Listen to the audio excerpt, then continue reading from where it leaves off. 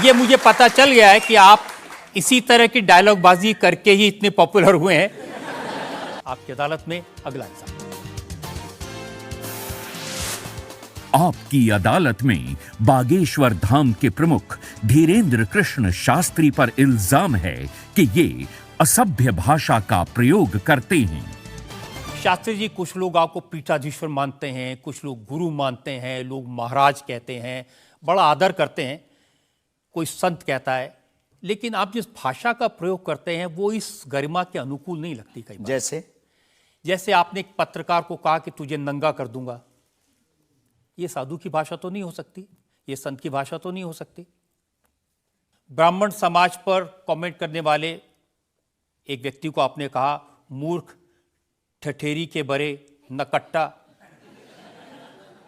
तो ये ठठेरी क्या होता है? कोई हम जातिवादी नहीं है, पहली बात तो हम ये क्लियर करें। नहीं, ये ठठेरी क्या होता है? ये हमारे बुंदेलखंड का एक भावनात्मक शब्द है, ठठरी। जब माताएं बड़ी आवेश में होती हैं और बालक कोई गलती कर देता है तो माताएं अपनी बालक को कहती हैं, अरे ठठरी के बरे सुधर जा, न कटा। तो हम बहुत गांव के भोले भाले अनपढ़ गवार आदमी हैं, अंगूठा छाप है, ठीक से पढ़ाई की नहीं, तो गवार आदमी है। तो जो माँ की हमारी जो परंपरा है, जो पारिवारिक बोलचाल है, उस पारिवारिक बोलचाल में अगर कोई साधु के ऊपर टिप्पणी उठाएगा, रामचरितमानस पर टिप्पणी उठाएगा या भगवान पर टिप्पणी उठाएगा, तो स्वभावश सनातनी हिंदू होने के नाते वो लहजा निकल जाता है और सठे साठ्यम समाचरित। ये भी कौन सी गलत बात है? अगर कोई भगवान को गाली बके और हम उसको श्रीमान जी कहें, स्वामी जी कहें, भगवान कहें, तो हमें तो नहीं लगता कि वो बिना ना मानत जलद जड़ गए 3 दिन बीत और बोले राम सकोप तब भय बिन हो ये न प्रीत। देखिए, आप अपने आप को बड़े पढ़ा लिखा गवार कह करके तो नहीं छुप सकते उसके पीछे। आपने उनसे कहा कि तू मुझे मिल जा, मैं तुझे मसल दूंगा। बहुत अच्छा, हाँ, ये हमने कहा क्योंकि उन्होंने कथावाचकों को पाखंडी कहा था, जिस विषय पर आपने ये टिप्पणी किया है। उन्होंने कथावाचक, हमने कहा कथावाचक हो सकते पाखंडी, पर पर्टिकुलर नाम लीजिए, सब नहीं हो सकते। इस भारत में जगतगुरु स्वामी रामभद्राचार्य भी है, मुरारी बापू भी कथाव्यास है, पूज्यपाद श्री मलुक पीठाधीश्वर भी कथाव्यास है, उनमें एक दास भी है। ये महापुरुषों पे आज तक कोई इल्जाम नहीं है, और इन महापुरुषों पर इल्जाम नहीं है तो सब कथा। भाई, एक पत्रकार गलत हो सकता, सब नहीं हो सकता। हम अगर सबको कहें कि सब पत्रकार ऐसे होते हैं तो ये हमारी धूर्तता होगी। तो उसने सब कथावाचकों को ऐसा कहा था, तब हमने उसको कहा था कि भाई अगर तुम ऐसा कहो तो महापुरुषों के बारे में तो किसी को नहीं कहना चाहिए, तो बात ठीक है, तय है। रामचरितमानस के बारे में नहीं कहना चाहिए तो तय है। तो उसके लिए अगर ऐसा मसला कह दिया समझाने के लिए, वो है तो हमारा आदमी चेला। लेकिन आपने संत तुकाराम के बारे में क्या कहा? संत तुकाराम को हाँ। आपने कहा संत तुकाराम की लुगाई रोज उन्हें मारती थी, रोज पीटती थी डंडे से। तो किसी ने उनसे पूछा, तुम रोज लुगाई से पिटते हो, शर्म नहीं आती? इसमें बोलचाल की भाषा में थोड़ा सा वो हुआ। हमने एक कथा पढ़ी थी एक पुस्तक में, उसमें लिखा था कि उनकी पत्नी झगड़ालू, बड़ी ईर्षालु थी, बड़ी विचित्र थी, और वो संत तुकाराम जी को एक बार गन्ने के लिए भेजती, गन्ना वो एक लेकर शाम को आते तो वो उनके शरीर पर प्रहार कर देती, एक गन्ने के 2 टुकड़े हो जाते। पर तुकाराम बहुत अद्भुत महापुरुष थे, उन्होंने कहा, देख तू कितनी ज्ञानवान है, पहले गन्ना एक था, हम लोग 2 थे, तूने मेरे शरीर पर प्रहार करके गन्ने के 2 टुकड़े कर दिया, अब एक तू चूस एक मैं लूं। तो लेकिन देखिए, आपने जो बोलचाल उसमें बिगड़ा आपने जिस अंदाज में कहा था वो सम्मानजनक नहीं था, समाज के लिए असभ्य था, इसमें कोई संदेह नहीं है। लेकिन हम अपनी भाषा से समझने का कोशिश करते हैं, जो कई बार हमारी भाषा लोगों के अनुरूप फिट नहीं है। कभी आपको नहीं लगता कि संत तुकाराम जैसे महान संत के बारे में ये कह दिया, उसके लिए हमें गलती माननी चाहिए? बिल्कुल, अगर ये किसी की भावनाओं को ठेस पहुंचा तो संतों के प्रति हमारे हृदय में अथाह प्रेम है, अथाह प्रेम। और हम स्वप्न में भी, हम तो खुद साधु परंपरा से जीवित हुए हैं, नालायक से बोलने लायक संतों के कारण हुए, और हम अगर संतों का अनादर करेंगे तो अपनी जिंदगी में हम रहेंगे कहाँ? तो हम तो विनम्रता पूर्वक अगर किसी को ठेस पहुंचा तो हमें नहीं लगता कि हमारे द्वारा उनको ऐसा कहा, लेकिन अगर किसी को ठेस पहुंचा और शब्द ऐसा मुंह से फिसल गया तो हम क्षमा प्रार्थी, कोई संदेह। अब मैं एक और उदाहरण आपको बताता हूँ। अच्छा किया कि आपने क्षमा प्रार्थना की, करना ही चाहिए, साधु संतों के बारे में अगर गलती से मुंह से कुछ हो निकल जाए। बहक करके अगर हो जाता तो कोई दिक्कत। आप बात कर रहे थे साईं बाबा के बारे में और आपने कहा कि हमने सुना वो चांद मियां निकले। हाँ, सुना। आपने कहा कि कई बार लगता है कि 33 कोटि क्या कम पड़ गए और समझदार के लिए इशारा काफी है। जी। जिन साईं बाबा को करोड़ों लोग मानते हैं, करोड़ों लोग की श्रद्धा उनमें है, उन्हें भगवान मानते हैं, उनकी पूजा करते हैं, उनके मंदिरों में लाखों लोग जाते हैं, उनके बारे में इस तरह की भाषा। बात ये थी, प्रश्न ये था, क्या साईं बाबा हिंदू हैं या मुसलमान? हमने कहा हम तो उस वक्त थे नहीं भाई साहब, अगर होते तो देखते टोपी पहनते थे कि माला। तो हमने जो सुना है, कोर्ट ने कहा, ऐसा एक पत्रकार में पत्र वार्ता में निकला है कि वो चांद मियां हैं। उन्होंने, उनके जो कमेटी के लोग हैं, उन्होंने क्षमा मांगी। तो हमने यही बात उनको बता दी, बस प्रेस की बात बता दी। तो हमसे ज्यादा ये आरोप जिस पत्रकार ने ये छापा है उस पर उठना चाहिए। नहीं, लेकिन आपके कहने से लोगों की भावनाएं आहत हुई। हमारा किसी भी संत के प्रति अनादर नहीं, सब धर्मों के प्रति सम्मान है। जो जिस धर्म को मान रहा, बलपूर्वक उसको मानना चाहिए। हम सिर्फ अपने धर्म के कट्टर हैं, सिर्फ ये बताना चाहते हैं हम आपको। तो साईं बाबा का सम्मान करते हैं आप? बेझिझक, संत के नाते, संत के नाते बेझिझक। हमें उस बाबा साईं बाबा से क्या आपत्ति है, क्या विपत्ति है? हमें अपने आप से आपत्ति नहीं है, हमें किसी साधु से कैसे आपत्ति हो सकती? क्योंकि जिस सनातन धर्म की आप बात करते हैं, वो वसुदेव उसमें कुटुंबकम सबसे पहले की तो संयम, धैर्य, भाषा पर नियंत्रण, ये सब। लेकिन कब तक धैर्य, कब तक संयम? राम की यात्रा पर कब तक पत्थर सहेंगे? पालघर के संतों को बर्बरता के साथ मारा जाता है, कब तक सहेंगे? रामचरितमानस की प्रतियां जलाई जाती हैं, कब तक सहेंगे? संतों को पाखंडी इस देश में बताया जाता है, कब तक धैर्य और संयम रखें? एक दिन भगवान का भी धैर्य खो गया था और उन्होंने भी बाण मार करके समुद्र को सुखा दिया था और रावण का दमन कर दिया था।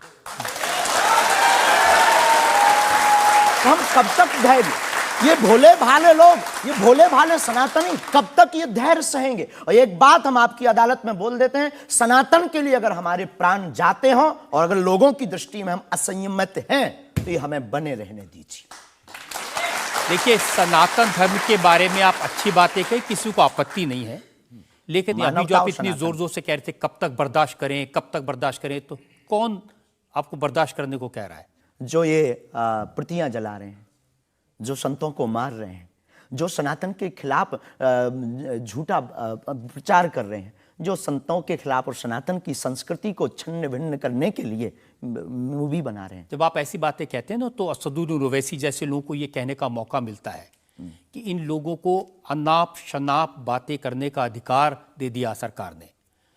उनको लगता है कि इस तरह की बातें करते हैं उससे समाज में नफरत पैदा होती है, दीवारें खड़ी होती हैं।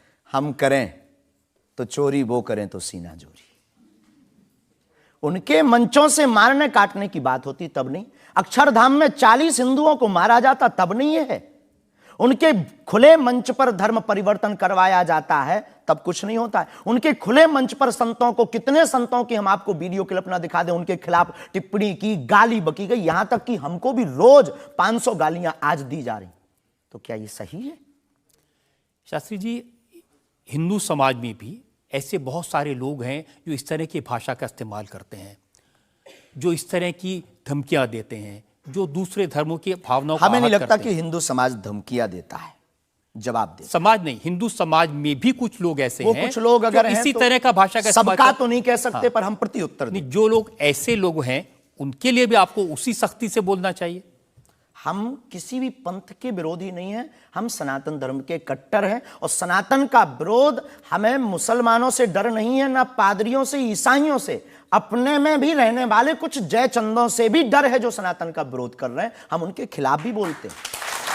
और ये जो मसलने वाला विषय है, ये मसलने वाला विषय जो हमने बोला है, वो किसी मुसलमान के लिए नहीं बोला, एक हिंदू व्यक्ति के लिए ही बोला, जब उसने संतों पर उंगली उठाई थी। और बोलना हमारा, हमें मौलिक अधिकार है, हम भी भारतीय नागरिक हैं। मुसलमानों से कुछ परेशानी है आप? बिल्कुल भी नहीं, हमारे तो मित्र भी हैं। मैंने तो ये हमें भी कोई सुना कि आपकी बहन की शादी एक मुसलमान से पैसे लेकर सहयोग आपने दी, करवाई हाँ। थी। आज भी हमारा मित्र, अभी 5 दिन पहले ही मिला, चाय भी पी। और हमारा लगभग 500-600 मुसलमान परिवार है जो आत्मा से जुड़े हैं। इस भारत का प्रत्येक नागरिक अपने हृदय पर अगर हाथ रखे ना, अब मीडिया में वो कुछ भी बोले, तो उसकी रंगों में राम और कृष्ण का ही ब्लड बह रहा है। तो हम मानवता के पुजारी हैं, हम मानवता के पुजारी हैं, जातियों के या पंथ के पुजारी नहीं। हम इसको लेकर मेरे पास और इल्जाम है। हम एक ब्रेक के रुकेंगे और ब्रेक के बाद आपकी अदालत में धीरेन्द्र के शास्त्री पर इल्जामात और सवाल आपका एक और आपकी अदालत में अगला इल्जाम। आपकी अदालत में बागेश्वर धाम के प्रमुख धीरेन्द्र कृष्ण शास्त्री पर आरोप है कि ये अपने विरोधियों को धमकी देते हैं।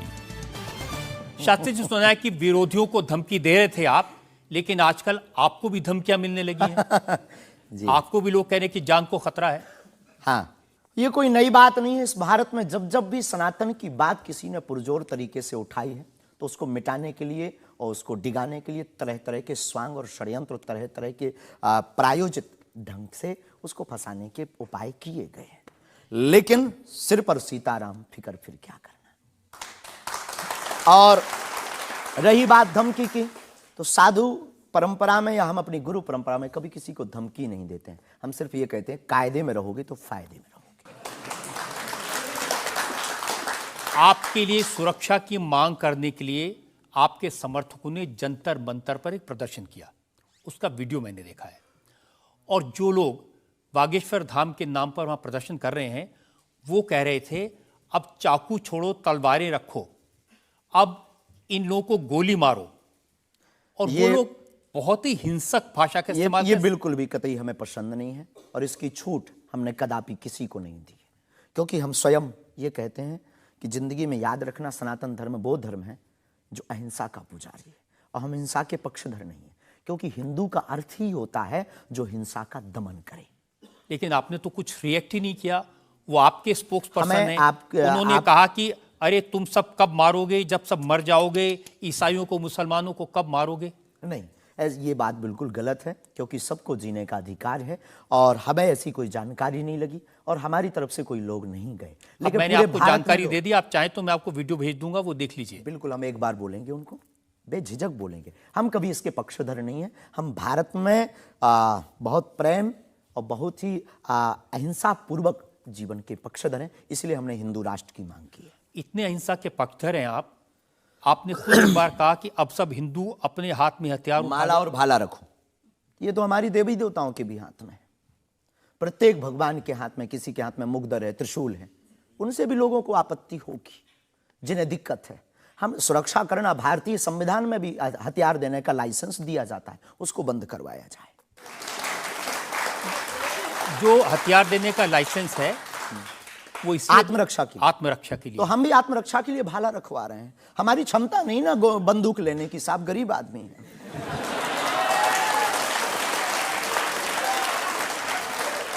जब आप इस तरह की बातें करते हैं ना, तो फिर सवाल ये उठता है कि आपकी सुरक्षा के लिए टैक्स पेयर क्यों पैसा दे, जनता क्यों पैसा दे। आप इस तरह की बातें करेंगे, भाला की बात करेंगे, बंदूक की बात करेंगे, गोली की बात करेंगे, तो धमकी मिलेगी। हाँ मिलेगी, लेकिन हमने कभी बंदूक की बात नहीं की, हमने भाला और माला की बात की। और रही बात सुरक्षा की, तो प्रत्येक नागरिक की सुरक्षा करने की जिम्मेदारी भारत सरकार की है और हमें अपने इष्ट और भारत की सरकार पर भरोसा है, वर्तमान सरकार पर भरोसा है। साधु संत के तुम रखवारे, असुर निकंदन राम दुलारे, एक तो हमारा पहला भरोसा ही है। हमारे इष्ट हमारे हनुमान जी है और हमारा ये धमकी नहीं है। और बार बार मरना नहीं, एक बार बचना नहीं, तो डरना किस बात का। तो जब तक जिएंगे, प्राण अगर जाते हो चले जाएं, पर सनातन की चर्चा, घर घर राम पहुंचाने की चर्चा नहीं हम छोड़ेंगे। वो 50 उपाय कोई कर ले।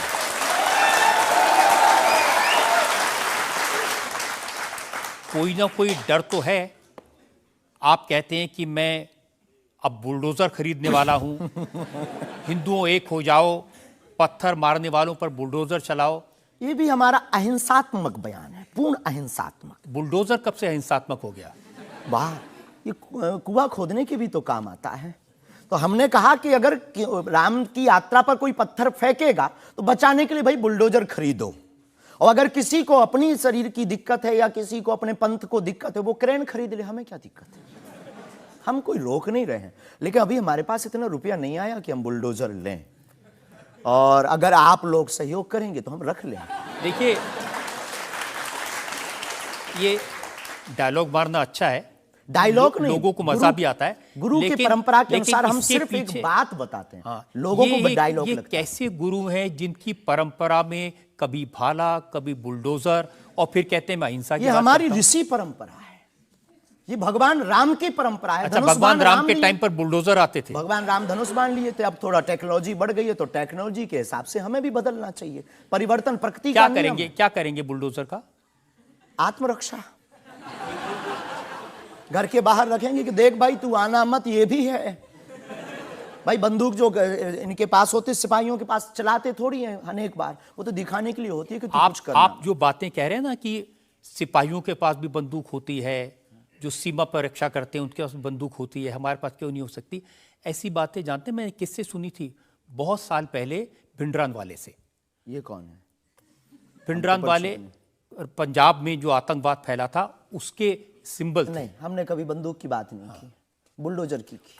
उनसे मैंने ये सवाल पूछा था। उन्होंने बुलडोजर रखी थी। मैं आपको बताता हूँ, उनसे मैंने, देखिए ये मजाक की बात नहीं है, मैंने उनसे सवाल पूछा था कि उनकी आपत्ति क्या थी कि जो हिंदू हैं वो यज्ञोपवीत क्यों पहनते हैं और सिख लोगों को कृपाण लेकर जाने की इजाजत क्यों नहीं होती। तो मैंने उनसे कहा कि यज्ञोपवीत से क्या नुकसान किसी को हो सकता है? तो उन्होंने कहा नहीं, इससे भी गला घोट के मारा जा सकता है। मैंने कहा आप तो बंदूक की बात कर रहे हैं। तो उन्होंने यही कहा था कि सिपाहियों के हाथ में भी तो बंदूक होती है, वो भी आत्मरक्षा के लिए। तो ऐसी बातें जो लोग गुरु परंपरा के लोग हों उनको नहीं कहनी चाहिए। आपकी दृष्टि से कह सकते हैं, लेकिन हमें लगता है कि आत्मरक्षा के लिए सब कुछ जरूरी है और वर्तमान समय में आवश्यक है। और बुलडोजर की बात अगर कहें तो बुलडोजर का पूर्ण अहिंसात्मक बयान है, और किसी व्यक्ति से अगर आप जोड़ रहे हैं तो वो उसका निज मत है। हमारा मत बंदूक की तरफ। सनातन धर्म का मत क्या है? सनातन धर्म का मत है सत्य, अहिंसा, दया, क्षमा, दान, जप, तप। मारकाट की बात तो नहीं करता। वीरता भी है, ये वीरता का प्रतीक है। बुलडोजर। चाय भी मंगवा दो साहब। अच्छा, हम चाय पियेंगे, हमें चाय पीना की चाहते हैं। हाँ, तो पानी और चाय दोनों भेजा जाए। जी। वैसे तो संतों को चाय पसंद नहीं आती है ना? लेकिन आपके बारे में जितना मैं रिसर्च की हूँ मुझे पता चला है आपको चाय बहुत पसंद है। क्या ये सही है? जी बहन, बहुत सही बात है। जो कौन सी चाय पसंद करते हैं? अदरक वाली चाय, और हमारे दादा गुरुजी को बहुत प्रिय है। इस चाय से हमारी याद जुड़ी हुई है दादा गुरु से। हम 2 भाई हैं वैसे तो, पर ताऊ चाचा के मिलाकर के 10 भाई हैं। और हम जब दादा गुरुजी के पास जाते थे तो सब ऐसे ही बैठते थे। तो दादा गुरुजी बहुत सिद्ध महापुरुष, बहुत कम बोलते थे, महापुरुष थे। तो वो चाय पीते थे तो अपनी जूठी चाय, खूब ये जो नरेली है, इसकी आधी चाय हमको देते थे। तो हमारे जीवन में हमें ये लगा कि ये नालायक से बोलने लायक गुरु के इस प्रसाद के कारण बना है। और प्रत्येक, इसके पीछे एक और रहस्य है, प्रत्येक बालक को अपनी परंपरा को छोड़ना नहीं चाहिए, चाहे किसी भी लेवल पर पहुंच जाए। शायद ये भी सूत्र है। शुरुआत जहां से हुई, गुरु से शुरू जिसका जीवन हुआ, उसे कुछ भूलना नहीं चाहिए। इसलिए हम भूले नहीं, ये शायद हमें लगता कि हमारी अच्छी आदत है। चाय बुरी आदत, क्षमा कीजिए। युवानों से प्रार्थना है, मत पीना, हम नहीं रुकेंगे।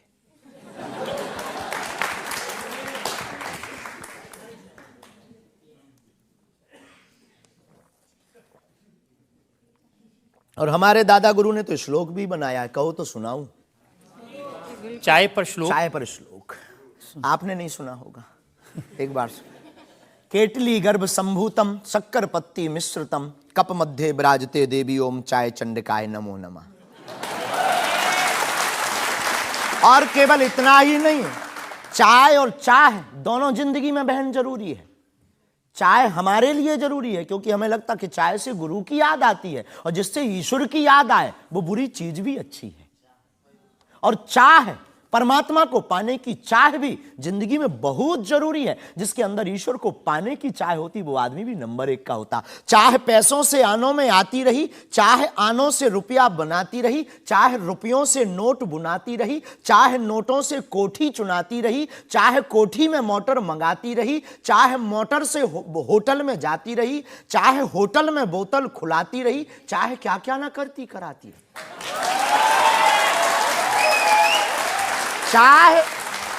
मोटर से होटल में जाती रही, चाहे होटल में बोतल खुलाती रही, चाहे क्या क्या ना करती कराती रही, चाहे पाली जिन्होंने वो पीले हुए, चाहे छोड़ी जिन्होंने वो रसीले हुए, चाहे जी से लगी जी जरा हो गया, चाहे हरी से लगी जी हरा हो गया। अब एक ही चाहे हमको चाहिए, वो अगर चाहे हनुमान जी तो फिर क्या चाहिए।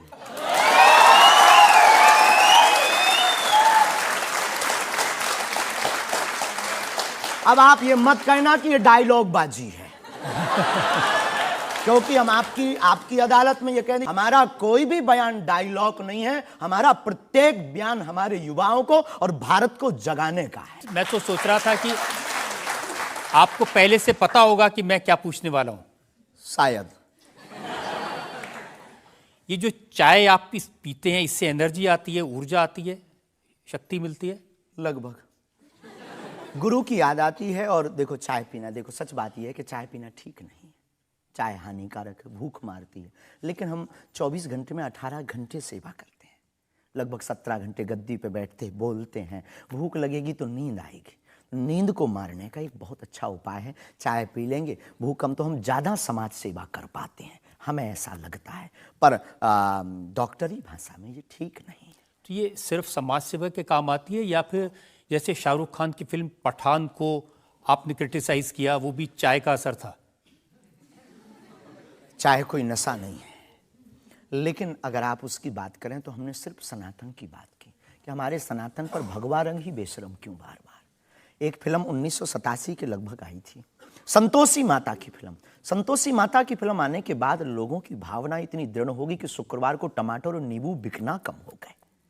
और अगर आप सनातन के खिलाफ, आपको याद होगा, और अगर सनातन के खिलाफ कोई मूवी बनाओ तो मंदिरों में, भगवान के चरणों में और माता पिता और गुरु के प्रति आस्था लोगों की कम हो जाएगी। इसलिए बार बार हमारी संस्कृति, हमारे सनातन और हमारे भगवान राम को टारगेट ना किया जाए। देखिए, बिना देखे आपने फैसला कर लिया कि वो भगवान राम को टारगेट किया गया है, सनातन को टारगेट किया गया है। भगवा रंग तो देखने की जरूरत ही नहीं है, खून ही भगवा है। रंग से किसी धर्म को जोड़ना ये तो ठीक नहीं। ये देश तिरंगे का देश है और तिरंगे में तीनों रंग हैं। बिल्कुल है, और सब रंगों का सम्मान करना चाहिए। तो है तो हमने कभी, अच्छा तो भगवा रंग, हरा रंग भी तो बेशरम हो सकता है। हाँ, क्यों नहीं हो सकता? हो सकता है ना। हाँ। बस यही हमारी मांग है। देखिए, ये इस तरह की जो मांगे करते हैं ना, उसी पर मुझे आपत्ति है। आप कहते हैं ये भारत राष्ट्र हिंदू राष्ट्र बने, बेझिझक बने, हिंदू राष्ट्र बनेगा। ये जातिवाद, हम जातिवाद के खिलाफ हैं। कब तक गालियां जातिवाद के नाम पर, कब तक राजनीतिक रोटियां सेकी जाएंगी? ये बंद करो अब। कब तक जातिवाद के नाम पर वोट लेंगे? आप ये बंद करो, भारत को हिंदू राष्ट्र बनाओ। सामाजिक समरसता होगी, सब में समानता होगी, सौहार्दता होगी, न पत्थर गलेंगे, न रामचरितमानस जलेगी, न राम के ऊपर कोई टिप्पणी होगी। हिंदू राष्ट्र होगा तो राम राज्य आ जाएगा। भारत विश्व गुरु है। शास्त्री जी, ये जो देश है ना, ये भारत के संविधान से चलता है। वो संविधान जो बाबा साहब अंबेडकर ने बनाया था। क्षमा कीजिए, हम उसके आदर करते हैं, हमारे पूर्वजों ने स्वीकार किया। कहां आदर कर रहे हैं? वो संविधान कहता है ये धर्मनिरपेक्ष राज्य है, इसमें रिलीजन के नाम से इसको देश नहीं बनाया जा सकता। संविधान का प्रथम पृष्ठ ही भगवान राम के चित्र से प्रारंभ होता है। हाँ, बिल्कुल। संविधान का प्रथम पृष्ठ, जिस देश का संविधान भगवान राम से प्रारंभ हो, तो क्या वो हिंदू राष्ट्र, राम राज्य नहीं हो सकता है? वही संविधान जो भगवान राम के पृष्ठ से शुरू होता है, वही संविधान कहता है कि भारत एक धर्मनिरपेक्ष हमने राज्य ऐसा है। सुना है, पढ़ा नहीं है, पूछना नहीं, पंथ निरपेक्ष कहा है। धर्म तो सिर्फ सनातन नहीं, धर्मनिरपेक्ष। हाँ, तो धर्म सिर्फ सनातन है, बाकी सब पंथ। देखिए, और जो देश धर्मनिरपेक्ष नहीं होते, जैसे हमारे पड़ोस में पाकिस्तान धर्म के आधार पर बना, उसका क्या हाल है ये आप देख रहे हैं। देख रहे हैं, लोगों के पास खाने को रोटी नहीं है, आतंकवाद चरम सीमा पर है। जब इस्लाम के नाम पर देश बनेगा, धर्म के नाम पर बनेगा, तो ये होगा। बिल्कुल बात सही है आपकी, लेकिन हम आपको बता दें, बाकी सब पंथ हैं, धर्म सिर्फ सनातन है। सुप्रीम कोर्ट के सामने ये मामला आया था और सुप्रीम कोर्ट ने क्या कहा था, एग्जैक्ट वर्ड्स मैं आपको बताता हूं। सुप्रीम कोर्ट ने कहा कि भारत जैसे धर्मनिरपेक्ष देश में धर्म के आधार पर घृणा फैलाने की, लोगों को बांटने की गुंजाइश नहीं है। जी, सुप्रीम कोर्ट तो का ये नहीं करना चाहिए। हमारी तरफ से आदर है, लेकिन भारत हिंदू राष्ट्र था, है, बस घोषणा की जरूरत है। देखिए, आप रंग के नाम पर फिल्मों का विरोध करते हैं। आपने कहा कि ये फिल्म नहीं चलने देंगे। हम सिर्फ सनातन के विरोधियों का विरोध करते हैं। कोई रंग से, कोई व्यक्ति से, किसी संप्रदाय से हमारा कोई विरोध नहीं। सनातन के विरोधी से हमारा विरोध है, वो किसी भी बिरादरी या समुदाय या समाज का, चाहे भले ही क्यों। आपको ये भी समझना होगा, जिस फिल्म का आप इतना विरोध कर रहे थे, जिसको आप कह रहे थे कि लोग देखने ना जाएं, उसको करोड़ों ने देखा और वो लोग सुपरहिट फिल्म हुई। होनी भी चाहिए। हमने सुना सुधार भी किया है, और सुधार करके कोई करे तो फिल्मों से हमारा कोई विरोध नहीं है, क्योंकि वो एक कला है और कला के प्रति हमारा सम्मान है। नहीं, लेकिन आप तो बार बार, कभी आप आमिर खान की फिल्म का जिक्र करते हैं, कभी क्योंकि वो शाहरुख खान पीके वाली मूवी बना करके भगवान को गाल पर चिपका करके शंकर जी को बाथरूम में बंद करता है। तो क्या ये सही है? जिसके प्रति हमारी आस्था है, लाखों लोग कहेंगे इस बात को सुनने के बाद, जिनके प्रति हमारी आस्था है, उनके साथ ऐसा मजाक किया जाए, भगवान के साथ खिलवाड़ किया जाए, क्या ये सही है? और उसकी बात बोलना अगर विरोध है तो हम मरते दम तक विरोध करेंगे। शास्त्री जी, मुझे कभी कभी लगता है कि चूंकि आपकी उम्र कम है, जैसे आप भिंडरान वाले को नहीं जानते, ऐसे ही फिल्मों का इतिहास भी आप नहीं जानते। एक फिल्म आई थी बैजू बावरा, उसमें एक भजन था, मन तड़पत हरि दर्शन को आज, जो सबसे हिट था। इसे लिखा शकील बदायूनी ने, म्यूजिक दिया नौशाद ने, गाया मोहम्मद रफ़ी ने। हम आपको बहुत विनम्रता पूर्वक कहें कि हम किसी भी समुदाय के विरोधी नहीं हैं। पुनः हम कहते हैं, हम रहीम को मानने वाले और कबीर का सम्मान करने वाले हैं। हम शेख मुबारक के साथ मित्रता निभाने वाले। ये आपको समझने की जरूरत है, ये मलिक मोहम्मद जायसी और रसखान का देश है, जहां पर उन्होंने भगवान का गुणगान किया। हमने कभी विरोध नहीं किया, सम्मान किया, रसखान के पद गाए। रसखान के प्रति हमारा आदर है, और भारत में सामाजिक सौहार्दता बनी रही, ये हमारी मांग है। और क्या ये नाजायज मांग है? नहीं, जिन आमिर खान का जिक्र कर रहे हैं, उन्होंने जब लगान फिल्म बनाई, उस फिल्म में जो भजन था वो जावेद अख्तर ने लिखा और रहमान ने उसका म्यूजिक दिया। जी, तो उसके प्रति सम्मान है। हमने सुना नहीं है, अभी तक उस फिल्म को देखा नहीं है, पर उसके प्रति हमारा सम्मान है। उसके प्रति हमारा कोई अगर वीडियो के लिए विरोध का मिले तो दिखाइए। मैं भेजूंगा आपको, यही आपकी नहीं, प्रॉब्लम है। हमारा विरोध उस गाने के प्रति नहीं, उस गाने के प्रति नहीं है। आप बस हमारा तो सिर्फ सनातन की बात है, फंडा सिर्फ सनातन सनातन। सिर्फ मैं कह रहा हूं कि आपको जिसका विरोध करना है उसके बारे में थोड़ी सी जानकारी हासिल कर लीजिए। आपको न मिले तो मुझसे पूछ लीजिए। बहुत अच्छा है, अब आगे से ये कोशिश करेंगे, लेकिन सनातन के लिए पूछ नहीं पाएंगे हम। सनातन पर उंगली उठाएगा तो इधर से भी डायरेक्ट सीधा सा होगा। ऐसा लगता है कि जैसे आपने सनातन धर्म के नाम पर धमकियां देने की दुकान खोल ली है। अगर किसी को यह धमकी लगती है तो उसे लगना चाहिए, क्योंकि प्रत्येक भारतीय नागरिक को बोलने का अधिकार है, और हमें भी बोलने का अधिकार है सनातन के लिए, क्योंकि हमारा जन्म सनातन के लिए हुआ, हमारा जीवन सनातन के लिए है, और हम मरेंगे भी सनातन। बोलने पर आपत्ति नहीं है, हम धमकी देने पर आपत्ति है। हम धमकी नहीं देते, हम सिर्फ ये कहते हैं कायदे में रहो तो फायदे में रहो। ये भारत राम का देश है, बस हम कायदा सिखाते हैं, और गुरु का काम है कायदा सिखाना, धमकी नहीं। गुरु क्या डांट करके धमकी देता है? गुरु धमकी, अगर कुम्हार मटका बनाता है तो भीतर से हाथ भी तो लगाता है। तो हम तो गुरु परंपरा के हैं, तो गुरु के नाते हम समझाते हैं, माय डियर, मेरे प्यारे, सनातन के लिए मत बोलो। बुंदेली भाषा में ऐसी भाषा बोलेंगे तो अच्छा है। नहीं बोलेंगे, पर ठटरी बरे भी नहीं छोड़ेंगे। आपकी अदालत में अगला इंसान। आपकी अदालत में बागेश्वर धाम के प्रमुख धीरेंद्र कृष्ण शास्त्री पर इल्जाम है कि ये दुष्प्रचार करवाते हैं। देखिए, एक उदाहरण मैं आपको देना चाहता हूं। YouTube पर मैं देख रहा था, एक वीडियो है आपका, और उस वीडियो को देखने से ये इंप्रेशन आता है कि जैसे प्रधानमंत्री नरेंद्र मोदी आपके दरबार में आए, और एक नहीं 3 ऐसे वीडियो हैं बागेश्वर धाम ऑफिशियल चैनल पर। अब आपके समर्थकों ने बनाया, मैं आपको दिखा देता हूं, आप बताइए कि वो आपका है क्या नहीं।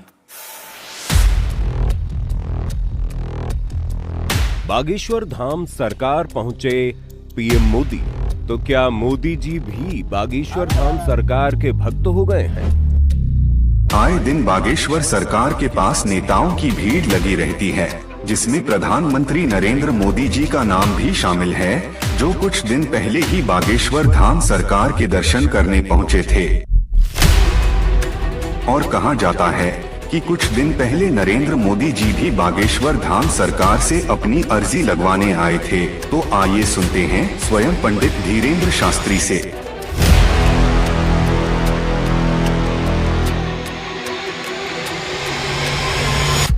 मोदी जी को ये प्रोजेक्ट करते हुए जैसे बागेश्वर धाम आए, मेरी जानकारी है कि 3 वीडियोस हैं, उनमें से एक बागेश्वर धाम का है। बागेश्वर धाम के ऑफिशियल चैनल से कभी हो ही नहीं सकता है, न ऐसी भूल हो सकती है, क्योंकि हमने कभी ऐसी इजाज़त नहीं दी। ये बहुत बड़ी गलतियां हैं। टीआरपी के चक्कर में रोज़ तो लोग हमारी शादी करवा देते हैं यूट्यूब पर। आपने सिर्फ ये भर देखा, ये भी तो देखिए कि हर बार हमारी लड़की बदल दी जाती है। हैप्पी बर्थडे कहीं ये कह दिया जाता है। एक ने न्यूज़ डाली थी, बागेश्वर सरकार 23 तारीख को परिणय सूत्र में बंधेंगे। संतों के फोन आने लगे। तो ये सिर्फ मीडिया पर, चूंकि बागेश्वर धाम बहुत सर्च हो रहा, और हनुमान जी भला सर्च हो क्यों ना। हनुमान जी तो लोगों की श्वास में, ये पवन पुत्र हैं। तो लोग बागेश्वर धाम बालाजी के नाम से सर्च करते हैं, तो लोगों को जो कुछ यूट्यूब वाले हैं, सब नहीं, कुछ यूट्यूब वाले हैं जो अपनी व्यूअरशिप बढ़ाने के चक्कर में इस प्रकार का कुकृत्य करते हैं, जो दुष्प्रचार है। और बागेश्वर धाम ने इस पर अनेक बार कार्रवाई भी की, उनके खिलाफ नोटिस भी भेजा, और अनेक बार डिस्क्लेमर भी बागेश्वर दरबार में हमने दिया है कि किसी भी प्रकार की भ्रामक जानकारी से बचें। धाम का इस प्रकार से कोई भी लेना देना नहीं है। ये खुद की निजता के साथ वो बेफुजूली के कार्य कर रहे हैं, और बागेश्वर धाम इसके लिए कानूनी कार्रवाई भी करवाएगा। शास्त्री जी, प्रधानमंत्री को लेकर इस तरह की वीडियो बागेश्वर धाम के नाम से जाएं, तो आपको नहीं लगता कि ये भोले भाले लोगों के लिए मिसलीडिंग है? लोग ऐसी बातों पर भरोसा कर लेंगे। धाम से तो हुआ नहीं, कोई कर रहा हो तो खबर नहीं है, पर कर रहा जो, उसके खिलाफ कानूनी कार्रवाई। अगर आपके नामले पे कोई कर रहा है तो भी आपको कोई एक्शन लेना चाहिए। आपने कुछ कार्रवाई की है? हाँ, अनेक बार नोटिस भी भिजवाया है, अनेक बार कितने चैनलों को बंद करवाया है। जो कई बार कोई खान के खिलाफ कर देते थे हमारे लिए, कई बार कोई धमकी डाल दे। बागेश्वर धाम पहुंचे जेल, अब वो ऐसी हथकड़ी हो, वो पुलिस अगल बगल लगा देते थे। तो इनसे हमारी, आपके सोच से भी प्रार्थना है, इसको बहुत देखा जाएगा। आपकी अदालत को जब भी देखा जाए, इस प्रकार की भ्रामक जानकारी से बचें। हम इस प्रकार, कोई भी हमारा दरबार या कथा प्रदर्शन का विषय नहीं है, हमारी कथा और दरबार दर्शन का विषय है। तो आपकी तरफ से मोदी जी के वीडियोस को लेकर के क्या कार्रवाई की गई? इसमें अभी इसकी हमें आज पता लगा है कि मोदी जी का बना है। पूर्व में हमको वो जेएलएल वाला बताया था, हमें इसका ज्ञान नहीं है, लेकिन हम जाते ही तुरंत आपकी अदालत के बाद लीगली कार्रवाई एफआईआर अपने अमुक थाने पर करवाएंगे। अच्छा, इसके अलावा और भी बहुत सारे वीडियोस हैं। देवेंद्र फडणवीस का है, मनोज तिवारी का है। ये तो आए थे। ये भी फर्जी वीडियो है कि अरे नहीं, ये तो आए थे, इनके मत करवा दियो ना ना ना। देवेंद्र फडणवीस जी भी आए थे, मनोज तिवारी हमारे बहुत प्रिय शिष्य हैं, वो भी आए थे, और बहुत आए हैं, पर मोदी जी नहीं आए हैं। हाँ, ये बता देते हैं, तो इन पे एफआईआर जी डिलीट ना करवा दियो, आप रोक दियो। लेकिन आपके 1-2 सेंटेंसेस हैं जिसमें आप कुछ मोदी जी कह रहे हैं, मोदी जी आइए। हाँ, वो हम लंदन में दरबार में थे, ये शायद उससे, अगर ये जोड़ा हो, पूरा तो देखा नहीं, उससे जोड़ा हो तो खबर नहीं, हौस नहीं। मोदी जी वो जहाँ लंदन में राम कथा हम कर रहे थे, तो श्री राम मंदिर के, सनातन मंदिर के जो प्रमुख हैं वो एक मोदी जी हैं, और वो भी गुजराती हैं।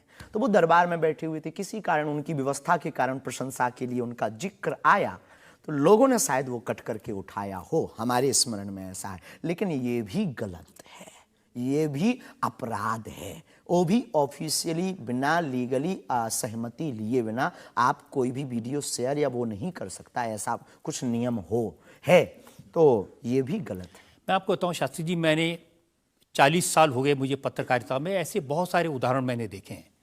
चंद्रा स्वामी को उदाहरण देखा था, वो नरसिम्हा राव के साथ उनकी तस्वीरें, राजीव गांधी के साथ उनकी तस्वीरें, जॉन मैकेंद्रो के साथ तस्वीरें, लिज टेलर के साथ, ये अंतर्राष्ट्रीय ख्याति प्राप्त लोग हैं, और वो ये तस्वीरें दिखाकर अपनी दुकान चलाते थे। और वाकई में जो दुनिया के बड़े बड़े लीडर्स थे, उनसे उनकी पहचान थी। ब्रुनई के सुल्तान उनके शिष्य बन गए थे इसी वजह से। अफ्रीकन कंट्रीज़ के प्रेसिडेंट थे मोबुतू, वो उनके शिष्य बन गए थे। हमारा कभी भी भाव, कोई आवे सब सम्मानीय है। हमारा ये भाव नहीं है कि हम आपकी फ़ोटो दिखा करके लोग हमको माने। देखो, आप हमारी मीडिया पर प्रचार कर सकते हो, पर अगर दम नहीं होगी, सत्यता नहीं होगी, तो व्यक्ति एक बार आएगा, लौट कर कभी नहीं आएगा, आपको भी गाली देगा, हमको भी गाली देगा। तो ये माध्यम हो सकते हैं, साधन हो सकते, साध्य नहीं। तो हमारा ऐसा भाव नहीं, क्योंकि हमारे पास जो है वो खुली किताब है, ऊपर से नीचे तक। और हम कभी ये नहीं चाहते कि लोग देखें। अब कोई देख रहा तो वो उनकी दृष्टि और उनकी आंख है। हम तो सिर्फ ये चाहते हमें हमारा परमात्मा हनुमान जी देखें, बस। क्या चाहते हैं आप हनुमान जी से? सनातन धर्म और हिंदू राष्ट्र। फिर भी मांग पूरी नहीं होगी। अगर हिंदू राष्ट्र आप कह देंगे कि बन गया तो हम अखंड भारत मांगेंगे।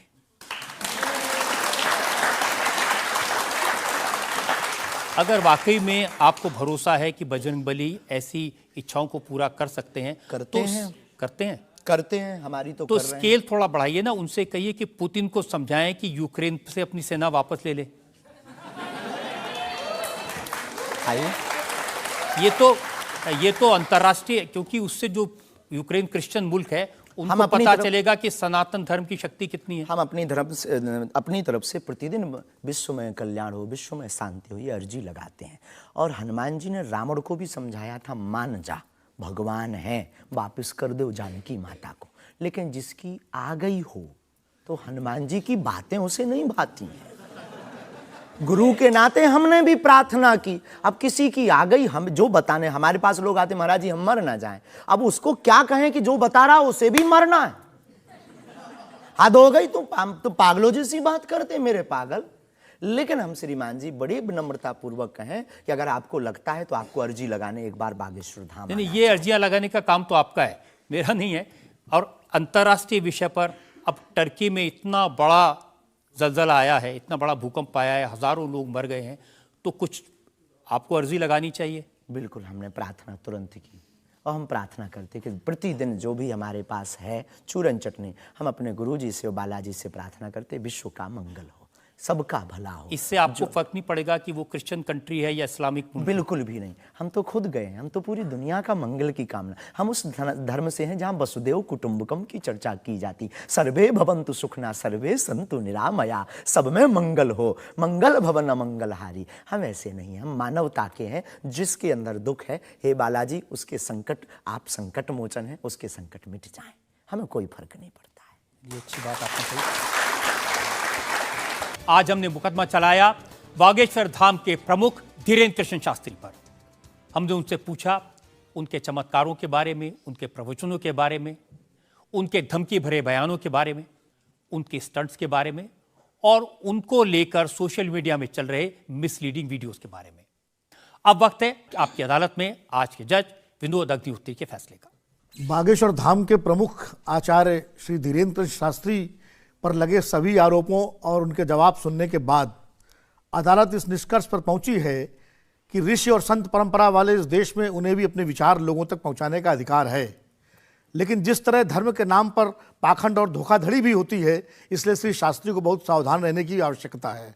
अदालत तमाम इल्जामों से श्री धीरेन्द्र शास्त्री को बाइज्जत बरी करते हुए निर्देश देती है कि बागेश्वर धाम बालाजी सरकार श्री हनुमान जी की कृपा से उन्हें यदि कोई सिद्धि और प्रसिद्धि मिली है तो उसका उपयोग लोक कल्याण और समाज की नैतिक आध्यात्मिक उन्नति के लिए करें और देश समाज में प्रेम, शांति, सद्भाव का वातावरण बनाने में सहायक हों।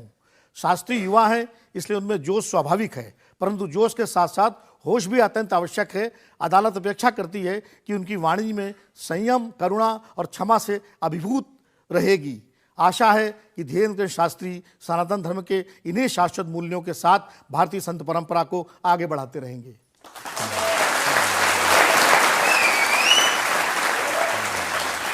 इस विश्वास के साथ कि हमारे जज साहब ने जो हिदायत दी है धीरेन्द्र शास्त्री उसका पालन करेंगे, संभल कर रहेंगे और समाज में किसी भी तरह की भ्रांतियां न फैलें, इसका ध्यान रखेंगे। आपकी अदालत का आज का मुकदमा यहीं खत्म करते हैं। अगले सप्ताह आपसे मुलाकात होगी एक नई शख्सियत के साथ। तब तक के लिए नमस्कार। इंडिया टीवी हर वक्त हर जगह डाउनलोड करने के लिए सर्च करें India TV news Google play store या ऐप स्टोर पर।